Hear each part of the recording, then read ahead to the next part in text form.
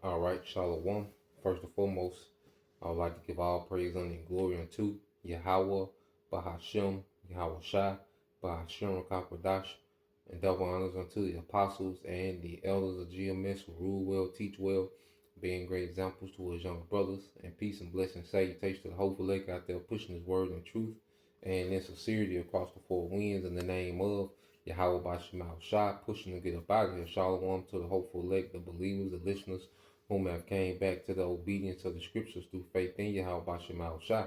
All right, and what I want to get into today is going to some reading that I was doing in the book of Ecclesiastes chapter 5 and verse 18.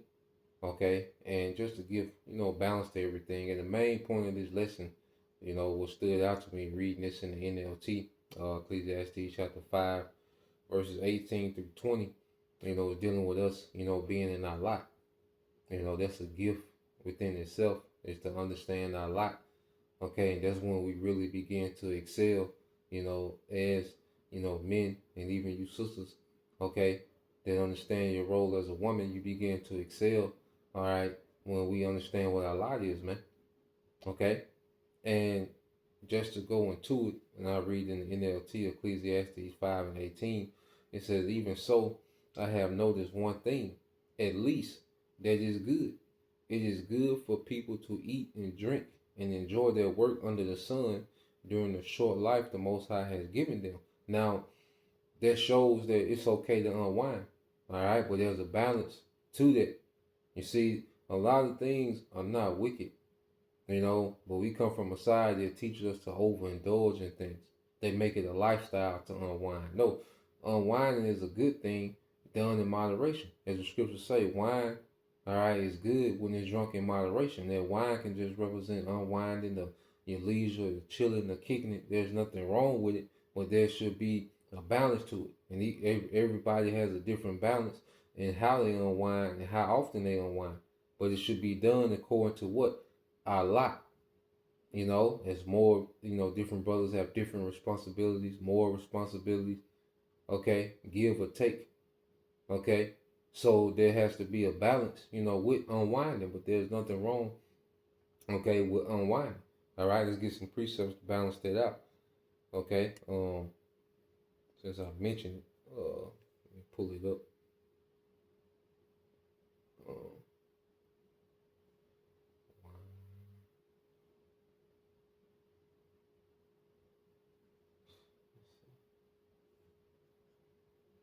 Okay, this is Ecclesiastes 31 and 27. It says, wine is good as life to a man, if it be drunken moderately. If it be drunken moderately, man. Okay? So there's nothing wrong with unwinding. And everybody doesn't drink wine. That doesn't mean wine, all right, it takes wine to unwind. Okay? Well, whatever you do to de-stress, okay, it should be a moderation to it. Anything that deals with pleasure should be a moderation to it. The Lord is not against pleasure, all right? But moderation and balance has to be applied so we don't destroy ourselves, because the flesh never has enough, okay? And the flesh will keep going till it becomes harmful to us. Now, all right, unwinding, all right, or indulging in pleasure too much, okay, because there's a righteous way to have pleasure, okay? But there's a balance and a moderation that should be linked to that. And it says, wine is good as life to a man if it be drunk in moderate. What life is then to a man that is without wine? For it was made to make men glad. Okay, because wine is not supposed to be a coping agent. All right, drugs. Uh, you go into not the drugs, but the wine. The women go into the things that are lawful. Your own woman. All right, wine, women. Food. Those things are not wicked. Certain foods, it's the indulging of it, being a glutton with it, being unbalanced with it. Okay, and wine was meant to enhance the mood. Even the woman was meant to cheer up the countenance. Okay, you see, so these things was created for the enjoyment of men. Now in this society, the majority of these things are defiled, and there's no balance or discipline with it. Okay, but their natural intent of a man, or I mean of wine and women, was to cheer the countenance of a man. Okay? Used in moderation. You see, and it's something that we're getting back to, man. This is why, like El Zahab always goes into the laws are beyond, the 613. There's a wisdom we're supposed to be operating in, which is encapsulated in this whole book. Okay? And let's get one more just to balance it out. And then we'll get back to Ecclesiastes. But this is the book and understanding the times we in now. Okay, we have to be more circumspect than ever. Because you go to Luke 21, and how Shai goes into that balance. This is on Luke 21 and 34. And it says, and take heed to yourselves, lest any time your hearts be overcharged with some fighting. Okay, so we should take heed to ourselves, at least at any time our hearts be overcharged. Okay, with some fighting. And this some fighting is pretty much indulging, man. Doing too much. Okay? It says in drunkenness, it says with surfeiting and drunkenness and the cares of this life, so that they come up upon you unaware and see we're on our watch. Okay? So understanding our lot as prophets that we have a watch to be on, we can't be tied to the festivities of this world. That non-stop continual party of this world. They're going out every weekend. Okay?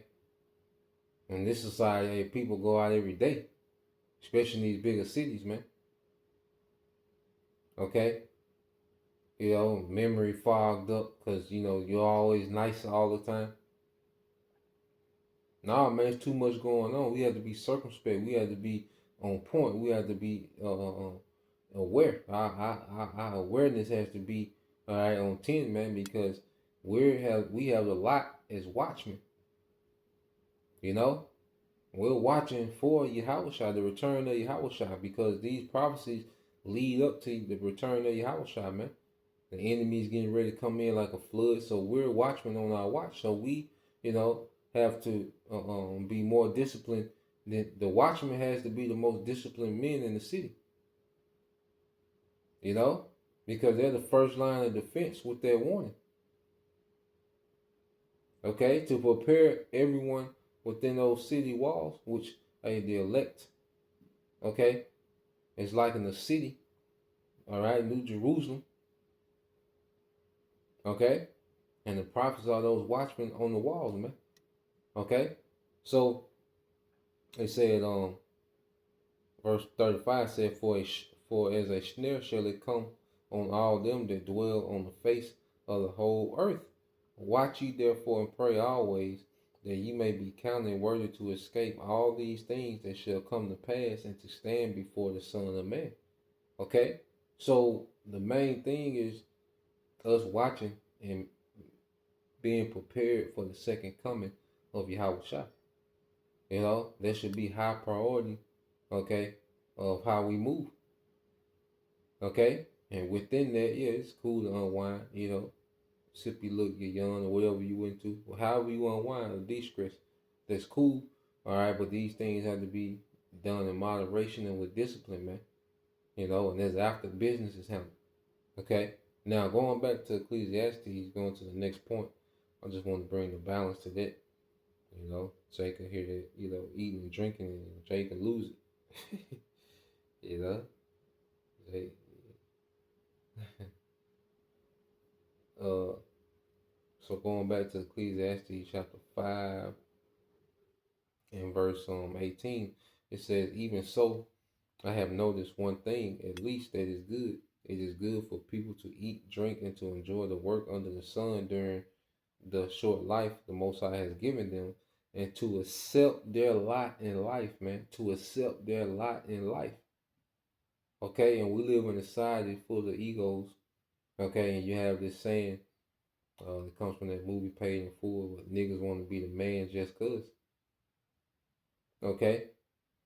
Well, one thing I've learned in the truth that has made my walk, easy on me and more efficient is accept whatever lot that we have, man. Okay? It's not everybody's lot to be Apostle Tahar, Apostle Gabar. Okay, this brother or that brother. That's not everybody lot. The Lord has equipped us for what our lot is. Okay, and that's one of the ways to find your lot is to do the things that come easy to you. Okay, and really tap into that because that's the gift. Because your gift is easy to you. Okay, the Lord gives you spirit to be obsessed with a particular thing. Okay, it's certain brothers that are obsessed with certain topics and it's truth, and that's their gift. That's their lot. Okay, so one of the main things of growing and maturing in the faith is understanding, all right, our lots, man, and being content with that lot. I'm in the point where I love the lot that the Lord got me. I don't want to have another brother's lot because that brother is built for that. Okay, but we live in a society full of egos where everybody just want this one spot, and it's constant clash, especially nigga culture. Everybody want a particular spot. Okay, you got Jake dealing with the same women, trying to take this man's woman. Like Jake really want to be other people. Okay, Jake want to one up somebody, that spirit. Like, nah, man. And that's why you got constant clashes because everybody wants to be in that top spot, man. But it ain't meant for everybody to be in the top spot. And when you understand order, everyone's a leader in their own right, man. Some are going to be a leader of more, and some are going to be a leader of less. But at the end of the day, uh, uh, uh, uh, we're all leaders in our own right, man. All right, to some every Israelite man in the truth is a leader to some compassion, man. Okay, and that's what we should be homing in on. All right, what's required for us in our lot, and be great in our lot because we go here. Let's get Proverbs 18:16. Yep, it's Proverbs 18:16. It says, "A man's gift maketh room for him, and bringeth him before great men." So a man's gift making room for him. See, us excelling in our lot is going to put us right where we need to be. And we're going to be equipped to whatever the Lord has for us in our lot. When we try to operate outside our lot, we're not equipped for it. And that's why we're not efficient. When you try to operate outside, when we try to operate outside our lot, we don't be efficient in it, and it's a hassle because it's not our lot. Okay, but when we operate in our lot, it says a man's gifts making room for him. Okay, you see, so within our lot, it makes room for us, and ultimately it's gonna make room for us on the chariot and make room for us as part of the elect, man. That's what it's pulling us to, which it was predestined, and we're just tapping into what's already in us, all right, to get to the lot that was already determined for us, man. Everybody can be great in their lot, man. Okay, no, you don't have to, because Jake, that's another thing Jake do. Jake gossip on each other, try to bring down another man, pull himself up by bringing someone else down like that crab in the bucket mentality. Nah, man. Whatever, whatever a brother lot is, if you go to the stars, that's their brother lot. You see? Hey, when he come out the stars, he kick it when he come back. Hey, you see? Well, whatever a brother lot is, that's their brother lot, man. Whatever the Lord bless that man with and give that man whatever knowledge or whatever the Lord give that man, that's their brother lot, man. He built for it. Okay? It has nothing to do with what the Lord requires of me. Okay? And then at the same time, as we operate in our lot, it complements everybody benefits off everybody being in their lot. Okay? And it says, reading on Proverbs 16, it says, "A man's gift maketh room for him, and bringeth him before great men." So it's excelling in our lot that's going to put us, all right, in these esteemed positions, man. Okay? Doing these things humbly, serving and working in our lot is going to put us in these exalted, esteemed position that the Lord already has for us, man. So we don't have to try to go out and gimmick our way to the top. Okay? We don't have to try to be extra and do too much. Okay? We don't have to try to force anything, man. You know, the scripture say, he that humble himself shall be exalted, man. Okay, and we humble ourselves in our lot. Even you women, you know, being in the lot of a woman is going to take you a long way. Okay? Mastering being a woman, mastering being a wife, that's going to take you a long way. Being a mother, that's what's going to take you all right to the top, man. Okay? See, when you in your lot as a woman that has accepted her lot, she's gonna find herself in a good case, man. Okay? These women that are married and chilling and put up and, you know, got husband, these women have accepted their lots. Okay? They're not on the internet arguing and trying to prove they're your prize. They don't have to go get the surgeries and all these different things. No, they don't have to do none of those things. Okay? They tapped into their lot. All right? And men recognized it. Okay? So this thing is about us being in our lot, man, and letting the Lord deal how he gonna deal. Okay? So let's go back to Ecclesiastes, finish it out.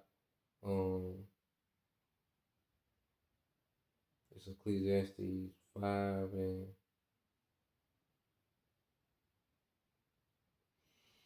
19. It says, and it is good thing to receive wealth from the Most High, and good health to enjoy your work, and to accept your lot in life. This indeed, all right, this is indeed a gift. All right, going back to that gift from the Most High. All right, and we don't have the wealth of this world, but we have the wealth when it comes to faith. And we have, you know, health in our bodies, man. You know, and all these things are a gift. You know, because even if you go here, let's get Ephesians. You see, because we have the best wealth of all, man. That's faith and understanding. It's wisdom. Ephesians 2 and 8. It says, for by grace are you saved through faith, and that it says, and that not of yourselves, it is a gift of the Most High. Okay? So faith are the true riches, man. Wisdom is the true riches, man. Okay?